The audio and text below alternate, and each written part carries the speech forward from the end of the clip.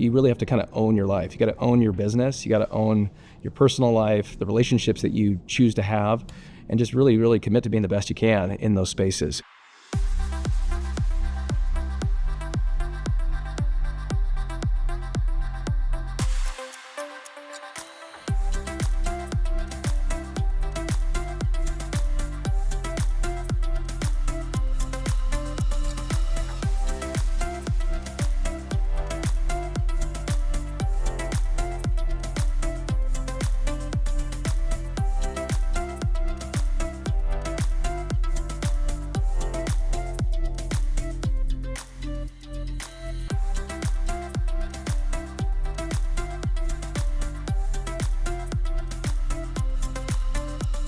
Hi, I'm Asha Gabriel, and this is Sell With, presented by TrueParity. In this series, we take you behind the scenes with some of real estate's top agents and show you what it's like to sell with them. We really like to pull back the curtain and share with you exactly what's led to their success. Today, I'm in gorgeous Newport Beach, California, and I'm sitting down with John Cain of the CAIN Group. John has had almost 20 years of experience and success in this industry, so I'm really excited to dive in. John, it's so great to be here today with you in this gorgeous listing. I'm so excited to sit down and talk with you. John Cain, you are the founder and president of the CAIN Group. You've been in the industry for going on 20 years now. So I live here in Newport Beach. We are neighbors and we work, in the same community. I think it'll be so fun to share some of the ways that you really have honed in on your business and what makes it unique. So welcome and thanks for having me here today. Yeah, thanks for being here. So I love to obviously dive into where people got their start in real estate, what initially pulled them into this industry and eventually made them stay. So tell us a little bit about how you got your start in real estate. I didn't aspire to be a real estate agent when I was growing up, but went to Pepperdine University, have an economics degree from there. When I graduated, I was dabbling in the entertainment industry, making no money, and my parents decided to move from the Inland Empire, where we grew up, and they decided to move to Orange County. And so through that process, I joined them on an outing one day, met their agent, and that's kind of how I got started in the business. I worked with a top producer in Huntington Beach, worked with her for a couple of years, and then the rest kind of snowballed from there. That's such a fun story, and for you to just jump in, not having an expectation of coming into the industry, but clearly, having a background studying economics. I actually also studied economics in college at UCLA, and the combination of having that and what you were maybe doing in the entertainment industry kind of coming together, and that person seeing the potential in you with the personality and warmth that it takes to succeed in this industry, but also the understanding the economics of the deal. Can you tell us a little bit about how both of those things have played a role in the realtor and broker you've become? When I first got exposed to the business, I had no expectations. But the first thing I identified was that there was just a lot of opportunity to improve what was going on out there. So having an analytical mind allows me to kind of see the world differently. And so getting into the business, I just saw a lot of room for growth in the industry, to inject process and organization and infrastructure into what would ultimately really impact the client experience and their outcome. So that's really been my mission over the past 20 years, is to really kind of elevate the real estate agent and the profession.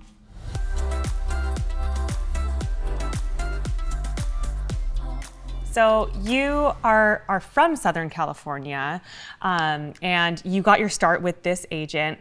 Tell me a little bit about your initial start under her, working with her, and how, you've built this incredible name for yourself, starting in the Crystal Cove area, which is, for people that aren't familiar with Southern California, the gem of, this region, and really hard to break into. So can you tell us a little bit about that journey for you? I started at the bottom. I remember getting calls at 5 a.m. or 11 p.m. from the agent that brought me in. And, what I said is that there would be no boundaries to what I was willing to do, so long as it was ethical, right? Yeah. But I wanted to learn. So it didn't matter what I was being paid or the commission split that I had. I just knew that I needed to educate myself on what this business is all about, the opportunities that present themselves, not only for myself, but for my clients. And so the early years were just a lot of grunt work, a lot of, doing the things that agent did not want to do, but I'm better for it. And that ultimately segued into another opportunity here in Newport Beach. I was given an opportunity to manage a really, really exciting project in Newport Coast, specifically in Crystal Cove, for a builder. And so I was tasked with managing that account. And at 24 years old, I was advising this executive team of a very, very large, internationally known builder and the Irvine Company here. So we successfully got them out of that project within about 15 to 18 months. Wow. And that was kind of the beginning of getting that ball rolling. Along the way, are there any really just memorable deals across, the beginning, middle, and, recent parts of your career? Are there any deals that just really stand out to you as like pivotal deals that pushed your career to the next step? So when I moved to Newport, like I said, I was in my first team and I got hired on a second team. I knew nothing about Newport Beach, Laguna Beach. And so I was sitting in my cubicle on day one as a new associate of this brand new team. And a lead comes in, just a random lead off of a magazine ad, and it was routed to me. And so I took this lead, and I was fumbling all over myself, but I was able to set an appointment. And from that, I set the appointment the week later, and within 60 days, I closed my first deal, which was almost $8 million. And that was almost 8 times higher than my prior highest sale to that point in time. So at that moment at 24, I kind of realized that although I didn't know everything about everything, I did know that I had capability. And that's one of the big components of this whole business is there's a lot of people that have desire to be in this business, but you really have to have confidence, competence, and obviously the capability to kind of see these things through. So that was kind of the beginning of me just understanding that I may have the ability to penetrate this market. When you're in a listing presentation and you're up against some really sharp competition, what is the thing that you drive home to your clients that sets you apart? Process, organization, and trustworthiness. Those 3 things. One thing I do know about you and your business is that you are very organized, and from what I've seen and heard from being within the industry is that you have a consistent experience for your clients. Can you tell me a little bit about the importance of that, how you've developed that, any little small practices Sure. that kind of could be a trademark for you? Yeah, so it's funny that you say trademark. So back in 2011, so at this point in time, I'm about 7 years into the business, and I shared with you on my first day of the business, I already started recognizing opportunities to elevate the profession. But by year 7, I had a decision to make because I had left the second team that I was working for, and I branched out on my own to start my own team. So that was where the rubber met the road. And I really had to kind of consider and evaluate myself and understand what my value proposition was. And so what I said is, I need to create objectivity for these clients because I'm seeing it's very, very disorganized. It's a little bit sloppy the way that it's being conducted at that point in time. So I created a formula which is called the 3P approach: presentation, promotion, and price. I've trademarked both of those things and built our entire business based on that concept. And to support that concept, we have also developed a 263-step process that we take every one of our clients through. That's managed by the right-hand guy that I have in the office, my support team, so that every single client, no matter how busy we are, we're going to be accountable to that system, and we're going to deliver a very, very consistent experience to whatever client at any time, whatever our capacity is, whatever our volume is. And I think that's really, really important. It's important for the client experience, but it's also important for our brand, is to be consistent and to be credible. And to be kind of a trustworthy resource for folks in a sort of a sometimes precarious time in their lives. Are there questions that you ask that, have been kind of specific to your approach? That's changed over the course of my career. So early on, you're just going to try to get whatever you can get. But at this stage of my career, I'm selective. And one thing I've realized that's been kind of a paradigm shift in my brain is that I'm not the only one interviewing. They're interviewing too, because I want to make sure that we're a good fit. The process that I've established really requires that my clients and I, we're partners in this process. And so I have a set of questions that I present that give me information as to whether or not I believe we're aligned in being able to achieve the outcome that's desired.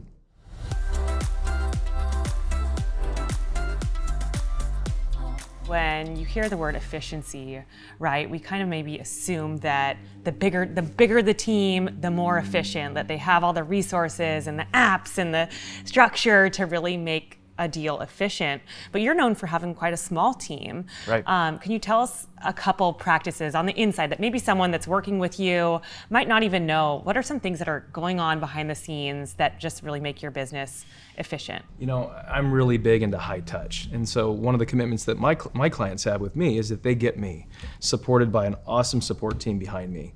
And that's always been my commitment. We're a small and mighty team. I actually get to draw a lot of inspiration from Navy SEALs and those little units. And that's kind of how we like in our business, is we have a really great team of dedicated and specialized individuals working in concert to just really, really elevate that client experience and outcome. On that point, are there any books, people that have really inspired you as you've been building your career? Well, like I said, the Navy SEALs, just that military unit has been a huge inspiration in my business and in my personal life. It was interesting, about a year and a half ago, my wife and I took our kids to a really cool resort down in Mexico. We were on the beach and we met an awesome couple with their daughter. We all started talking, totally hit it off. He and I shared the same affinity for the Navy SEALs. Had a great couple of days with them, went back home, and then about 2 days later at my office, I received a package. And so through that conversation, the gentleman actually looked me up online, found my office address, and sent me a book by Jocko Willink called Extreme Ownership. And so that book has been really, really pivotal, especially at this stage of my career, just how to own my leadership role, how to own my responsibility to my clients, and also has applications within my personal life as well, being the father and the husband that I want to be. Absolutely. Are there any little sound bites or one-liners from that book that really just stick with you on a day-to-day basis? I don't know if it's necessarily sound bites or one-liners, but Yeah. I really think that it's more or less the concept, is that you really have to kind of own your life. You got to own your business. You got to own your personal life, the relationships that you choose to have, and just really, really commit to being the best you can in those spaces. So obviously you're not a one-man team. You have people that you've brought on, as you said. When you've hired those people, are there certain things that you've looked for in someone, and why? And then how have you kind of taken on cultivating the people that are part of your team? Obviously, there are a lot of people that are great in interviews, right? So I've certainly had some missteps along the way. But what I've found has been the biggest character trait that has been successful in my business is trust. And so we have actually taken our whole organization through reading the Stephen Covey book, Speed of Trust. And some people read this in business school, but we've actually applied this directly to real estate and how we're going to interact with our clients, how we're going to interact with each other within the organization. And that's really kind of just strengthened sort of the connections that we have. Because as you know, this business can be really stressful at times. And at those moments, you really can fly off the handle, or you might be disrespectful to somebody, even unknowingly. But by just having the awareness of the concepts that we learned in that book, it's really kind of helped kind of guide us in the right direction, no matter what our situation is. What do you think is the most common mistake that home sellers make? Making an agent decision based on the commission rate. I think far too often, unfortunately, sellers make decisions where they're tripping over dollars to pick up pennies. And when you're dealing with multi-million-dollar real estate, those consequences can be severe. What would you say to a friend that felt pressured to list with an uncle or friend from school that would just be so upset if they didn't, get their listing? What would you say to someone really having a hard time deciding who to list with all that social pressure? There's so many things that a real estate agent does, so many things that make them valuable. But the three things that make them most valuable really are their experience, their skill, and then really their judgment. And that's the thing that not many people talk about, is an agent's judgment. So to kind of go through those three things, like, experience doesn't mean you have to be in the business for 20 years to be a credible and effective resource for somebody, but you have to have experience communicating, negotiating, developing strategies, implementing those strategies. And so a consumer has to look through that lens as one part of their selection process. As it relates to skill, there's so much that goes into this business. You have to really be thoughtful. You have to be capable to actually deliver the result that the client is seeking. And then the third thing is judgment. I mean, these are really, really complex processes. The marketing and sales process has so many critical steps. And in those critical moments, the agent has got to make quick decisions that ultimately will influence the outcome. So their tone, the timing, the content of those decisions, whatever that is, I think of the three, that's probably the most critical, and that folks often overlook. Because I think in this business, it's really easy for agents to lead with the shiny marketing message or the rankings that they've had. But at the end of the day, it comes down to trust, and it comes down to the client being able to trust the judgment of that agent who's ultimately going to impact their outcome.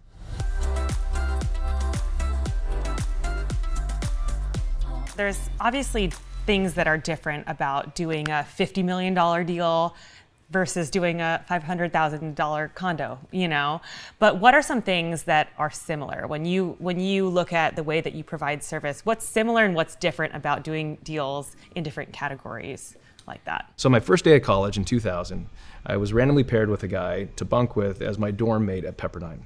On that first day, his father, who was a bigwig CEO, gave me a piece of advice that I had no idea what it meant at the time, but it's actually really penetrated my brain as I've kind of built my business. And he said one simple thing. He said, business is people. I think so often we overcomplicate the process and our understanding of what's required to actually be of service to people. I mean, the beauty is whether it's a $500,000 house or it's a $50 million house, we're dealing with human beings, and we have a leg up because we're also human beings. So we know what we'd appreciate, what we'd want. And so it's that sort of base understanding that's really kind of helped me generate the convictions that drive CAIN Group and help us serve our clients the way that we do.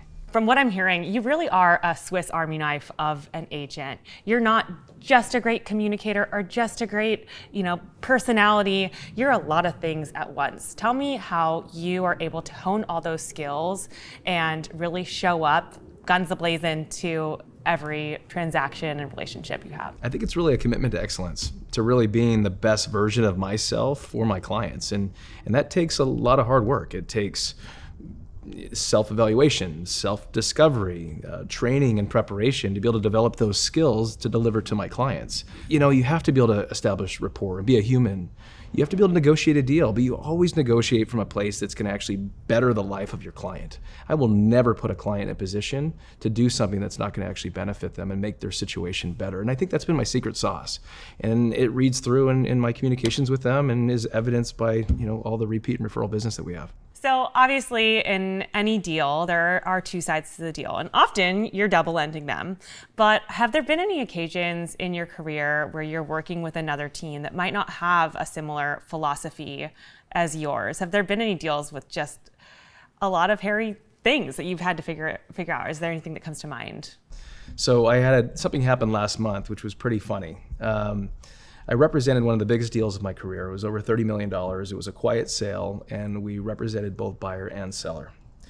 It was a Sunday afternoon. My wife was playing pickleball, and I had all 3 kids to myself. But the buyer insisted, before removing contingencies, that he had to get in to see this house before moving to the next stage of the transaction. So I ended up getting the kids in the car. I was in my gym clothes, and I brought all 3 kids to this house where the seller was there and the buyer was there. They're both 2 big personalities. My daughter walks up and she goes, "Gosh, you're that rich guy who lived on our street that now is buying this big $30 million house?" And it just totally blew the situation. I was completely mortified, but it broke the ice. And it was really kind of fun just to kind of bring that human aspect that, hey, I'm a dad, and it's not always perfect at home. This is what we're bringing to the table. You guys are 2 human beings doing a deal. And it ended up being a great 2-hour meeting, but it was my 9-year-old that broke the ice. So I thought that was pretty cool. Who has been the greatest influence on the person that you've become? My father. He's far more charismatic than I am. He's a very sincere, trustworthy human being. He's hardworking, and he's very selfless. And I think as we've talked today, hopefully some of that has come through that kind of has built the platform for the business. It's about just being a really, really great person, being aware of the value you can bring to your relationships and ultimately to the planet that you live on. And so I think he was the person that really kind of got me thinking that way from an early age. Internet has really educated in a way the consumer that, clients, whether they're buyers or sellers, they're doing their research online. They come to you with questions and ideas, probably more than they used to in the past. But that the right technology, the most useful technology, will never actually replace the agent, but it will just give everybody a little bit more information to do what they do best. What parts of, working with clients and what you do every day do you think are irreplaceable? What I think is so interesting is when I got in the business almost 20 years ago now, the internet wasn't what it is today. The access to information wasn't there, but now it's very there. but a lot of the information is not necessarily credible information, or it's information that needs to be deciphered and interpreted by a professional. And so I think technology actually presents an opportunity for the real estate agent to get better, to understand how they can be valuable to a client and have actually a higher level conversation with them when a potential prospect is sharing information that's just not true. So rather than taking over the role of the real estate agent, I think it actually can enhance the role of the real estate agent if the agent recognizes the opportunity and is equipped to have those conversations. So you have a lot of different demands pulling you in different directions. You've got a beautiful family. What ultimately gets you out of bed every morning and out there in the community doing business? You know, at the end of the day, it's about making sure that I've impacted the lives of the people around me the best I possibly could. And at the very, very end of the day, and the most important is that when I walk back through that door at the end of the day, that my wife and my kids are proud of me. So being able to come home and whatever I've done throughout the day, just to know that I've made them proud, that's kind of the driving force behind everything I do. I love it. Well, John, this has been such a treat to sit down and really pull back the curtain and look into what has really driven your success for so many years and what will continue to drive it as we head into the next year. So I appreciate you taking the time to sit down with me, and the sky's the limit. Yeah, thank you. Appreciate your time.